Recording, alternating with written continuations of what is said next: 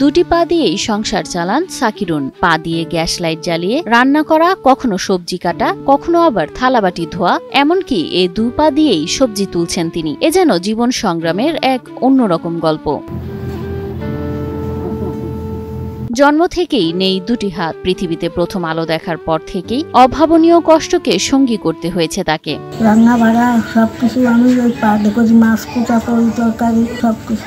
জীবনের কাছে হার মানেননি সাকিরুন খাতুন। আজও তিনি দাঁড়িয়ে আছেন শক্তভাবে দুটি হাত ছাড়াই, কেবলমাত্র দুটি পায়ের ভরসায়। ছাগল মাঠে নিয়ে এই হাত দিয়ে ধরে পা দিয়ে কুচো পুঁতেছি, গরু পুঁতেছি কুচো দিয়ে।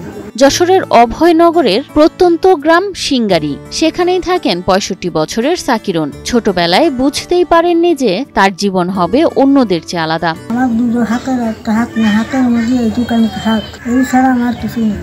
আমি করে ছাড়বো, যতই আমার বাধা হোক না কেন, আমার তো কেউ করে দেবে না, আমার তো আমার করে থাকতে দেবে।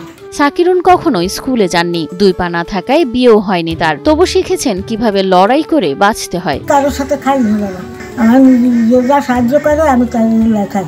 রান্না করা, থালা বাসন ধোয়া থেকে শুরু করে সবই তিনি করেন নিজের পা দিয়ে। প্রতিদিন যেন নতুন করে লিখে যাচ্ছেন অদম্য ইচ্ছা শক্তির গল্প। প্রথম তো বাধা হবে, তখন করতে করতে আমার একটা অভ্যেস হয়ে গেছে। বাবা মারা যাওয়ার পর সাকিরুনের আশ্রয় হয়েছে ছোট ভাই রফিকুল ইসলামের সংসারে। রফিকুল প্রতিদিন দিনমজুরের কাজ করেন, মাত্র ৪০০ টাকা মজুরিতে। সেই টাকায় দুই ছেলে আর প্রতিবন্ধী বোনকে নিয়ে চলে কোনো মতে সংসার। কখনো কখনো অন্যের সাহায্যে জোটে ভাতের থালা।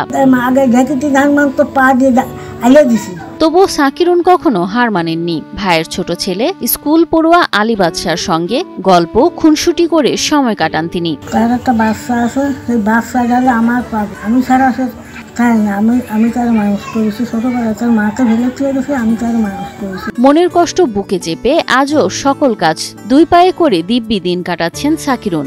পৃথিবী না পাইছি কিছু, কি পাইছি আমি কিচ্ছু পাইনি, আমি কিচ্ছু পাইনি। হিরন আরও মিনারেল ওয়াটার মাত্র ৫০ পয়সায় প্রতি লিটার। দুই পা দিয়েই সংসার টেনে নেওয়া সাকিরুন খাতুন স্থানীয়দের কাছে হয়ে উঠেছে সাহসের প্রতীক। অভাব, কষ্ট আর প্রতিবন্ধকতার মাঝেও সাকিরুন খাতুন আজ হয়ে উঠেছেন সাহসের প্রতীক। তার জীবন যেন বলে দেয় শরীরের অঙ্গ প্রত্যঙ্গ নয়, মানুষের সবচেয়ে বড় শক্তি হলো তার মনের জোর।